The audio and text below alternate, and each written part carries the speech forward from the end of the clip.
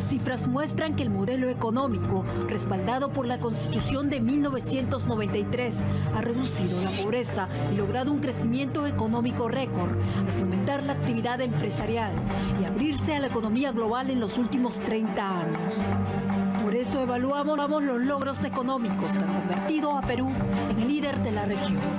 Es un régimen de economía de mercado, de economía libre, que es lo que ha permitido un crecimiento económico sostenido durante 3 décadas, con una mejora importante de muchísimos indicadores económicos y sociales, entre ellos la reducción de la pobreza. En los últimos 30 años, la economía peruana logró un crecimiento significativo. Entre 1993 y 2019, la economía logró un crecimiento promedio anual de 4,8%. Esto ha hecho que el país se destaque como uno de los más activos económicamente en América Latina.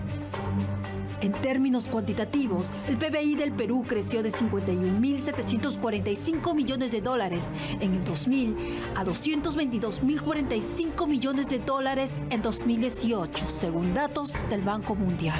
Muchísimos indicadores, comenzando por el crecimiento económico, que ha sido constante, salvo pequeñas interrupciones, pero ha sido una constante a lo largo de estos 30 años, un crecimiento económico acelerado. Entre 2004 y 2019, la pobreza se redujo de 50% a 20%, principalmente por el impulso del crecimiento económico, aunque esta cifra aumentó a 26% en 2021, a consecuencia de la pandemia, según el Banco Mundial. Una reducción de la pobreza en números redondos del 60%, quizás más, al 20%, con un retroceso luego de la pandemia, pero yo pienso que es una tendencia que se va a retomar.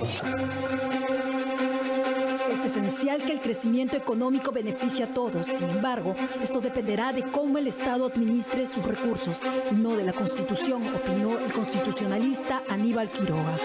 Lo que falta es que esa bonanza económica repercuta en agua para todos, salud para todos, educación para todos, mejores policías, mejor seguridad, profesores mejores pagados, escuela para todos. Eso hace falta que la bonanza económica que tiene el Estado, que es innegable, se traduzca también en un mayor desarrollo social. Eso es una tarea pendiente, pero eso no le corresponde a la Constitución. No es la Constitución la que va a hacer que eso sea así, es la administración del Estado. Los que tienen la sartén por el mango, que es el Poder Ejecutivo, con Constitución o sin Constitución. 2 décadas de bonanza económica y de reducción de la pobreza, pero la pandemia expuso el sistema de salud en nuestro país precario e inoperante. Que el Estado no había tenido la precaución de tener oxígeno y morían ahí asfixiados por el COVID. La gran falla no es que las clínicas privadas cobraran mucho, la gran falla es que el sistema de salud pública, que en teoría es muy grande, no pudiese atender a nadie y que la gente muriese en las calles. Incluso con un congresista murió asfixiado porque no lo quisieron admitir a un hospital.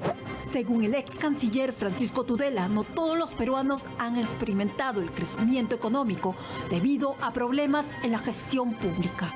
Todos los 33 millones de peruanos pagan IGB, sin excepción, para mantener un Estado gigantesco, para mantener gobiernos regionales que no son capaces de desarrollar sus regiones y que no tienen capacidad de gasto porque ignoran cómo gastar. Lo que quiere la izquierda es ese Estado gigantesco en el cual ellos pueden colocarse, ellos y sus partidarios, y vivir del presupuesto público. A pesar de su origen controversial, la Constitución de 1993, que nace después del golpe de Estado del 5 de abril de 1992, se ha mantenido vigente durante más de 3 décadas. Esto ha traído inversiones e impulsado la industria minera y agroindustrial en el país. Y pese a la crisis que se vive, hay indicadores que sobresalen en la región que demuestran solidez de su economía. Hoy el Perú está pasando por una crisis muy dura, en realidad prácticamente 0% de crecimiento, pero es porque se ha dejado crecer de nuevo al Estado, porque hay una maleza regulatoria y a pesar de eso es uno de los países más estables de América Latina, porque lo fundamental, las columnas que sostienen la economía peruana son las de la Constitución del 93. Y por eso tenemos un Banco Central que tiene 60.000 millones de dólares de reservas internacionales y puede manejar el sistema monetario nacional. Por ejemplo, algo que no se dice, con esta Constitución fue vacado Fujimori, juzgado Fujimori y sentenciado Fujimori, legítimamente. Entonces, es una Constitución que ha demostrado durante más de 20 años su eficiencia, ¿no? Yo diría que es una constitución eficaz. El Estado en la actualidad no puede realizar actividades empresariales sin autorización legal, ya que su papel es subsidiario. Sin embargo, ejemplos actuales como Petroperú y Sedapal muestran que no funcionan eficazmente como empresario.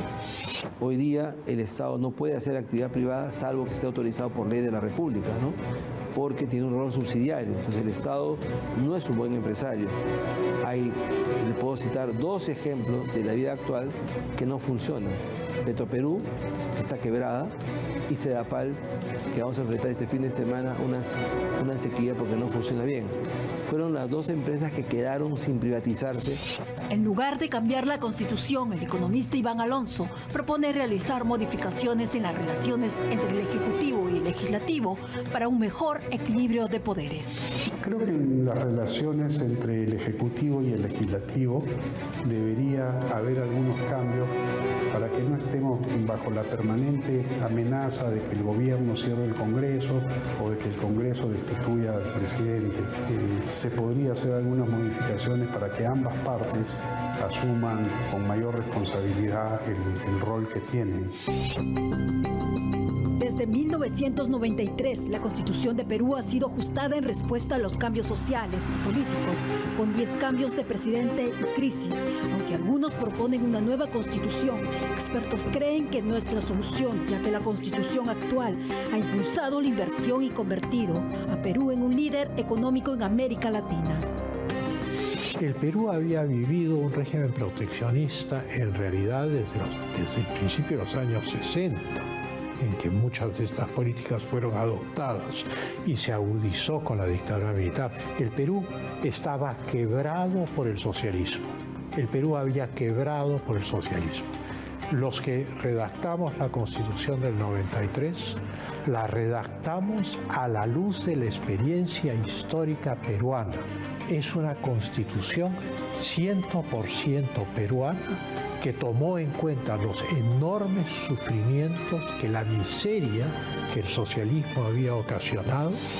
Entre los desafíos pendientes incluyen modernizar el Estado para ser más eficiente y agilizar proyectos de obras públicas urgentes, como la preparación ante el niño costero, soluciones que según los especialistas deben encontrarse dentro del marco de la Constitución, que ha permitido enfrentar pandemias y crisis económicas globales, como las de 2000, 2008 y la reciente guerra Rusia-Ucrania, gracias a su enfoque en la economía de mercado.